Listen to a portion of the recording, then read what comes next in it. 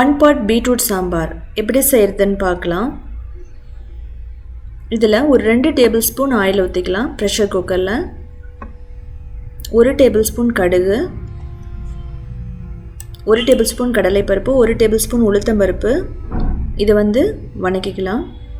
அதுக்கப்புறம் கறிவேப்பிலை, பச்சை மிளகாய், பெருங்காயம், பூண்டு இதை போட்டுட்டு நம்ம வணக்கிக்கலாம். இப்போது சின்ன வெங்காயம் போட்டுக்கலாம், பெரிய வெங்காயம் நம்ம யூஸ் பண்ணிக்கலாம். ஸோ இதை போட்டுட்டு நம்ம நல்லா வணக்கிக்கலாம். ஸோ உப்பு போட்டுக்கலாம். எதுக்குன்னா இது சீக்கிரமாகவே இந்த வெங்காயம் சாஃப்ட் ஆகிடும், அதுக்காக. இப்போது பீட்ரூட் போட்டுக்கலாம். இது ஒரு மினி பீட்ரூட்டுன்னு சொல்லலாம். இது ரொம்ப சாஃப்டாக இருக்கும்.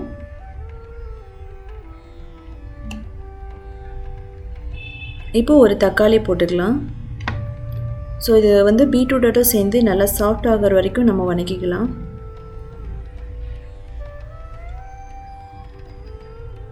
இப்போ மஞ்சள் தூள், மிளகாய் தூள் போட்டுட்டு நம்ம பீட்ரூட்டோட சேர்ந்து நல்லா இந்த மசாலா மிக்ஸ் ஆகிற மாதிரி நம்ம வணக்கிக்கலாம்.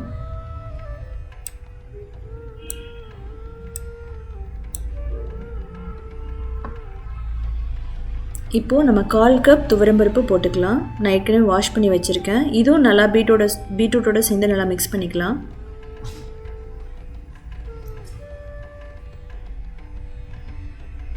ஸோ இதில் நம்ம 2.5 கப் தண்ணி ஊற்றிக்கலாம்.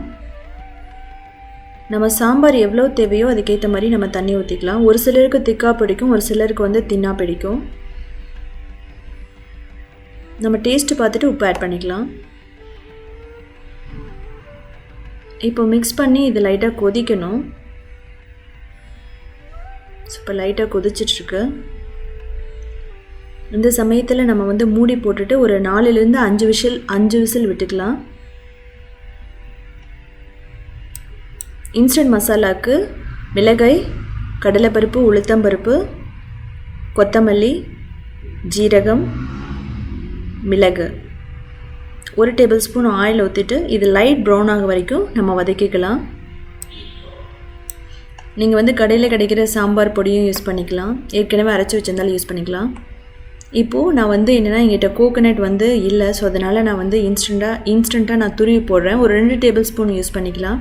தேங்காய் பிடிக்கலைன்னா விட்டுடலாம். ஸோ இந்த தேங்காய் லைட் ப்ரௌன் ஆக வரைக்கும் நம்ம நல்லா வணக்கிக்கலாம்.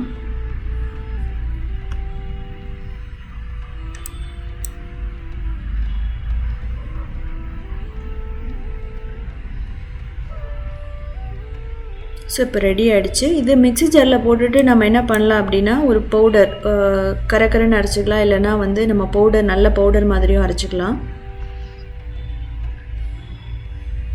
ஸோ இப்போ இந்த பவுடர் இன்ஸ்டன்ட் சாம்பார் பவுடர் நமக்கு ரெடி ஆகிடுச்சு. ஸோ இது சிம்பிள் தான் அரைக்கிறது. ஸோ இப்போ இந்த ஸ்டீம் எடுத்துடலாம். ஸோ இது நல்லா வெந்துடுச்சு. எல்லாமே ஆனியன் எல்லாமே நல்லாயிருக்கு. இதில் நம்ம புளி ஊற்றிக்கலாம். ஸோ புளி ஊற்றிட்டு நல்லா மிக்ஸ் பண்ணிக்கலாம். ஸோ இது ஒரு 5 நிமிஷம் கொதிக்கணும். இப்போ நம்ம இந்த சாம்பார் பொடி அதை நம்ம ஆட் பண்ணிக்கலாம்.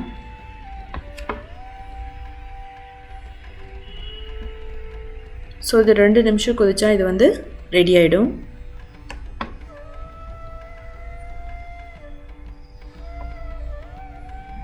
ஸோ இப்போ இது நல்லா ரெடி ஆகிடுச்சு.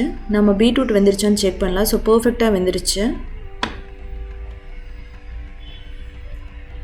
ஸோ இப்போ கொத்தமல்லி போட்டு நம்ம ஆஃப் பண்ணிடலாம்.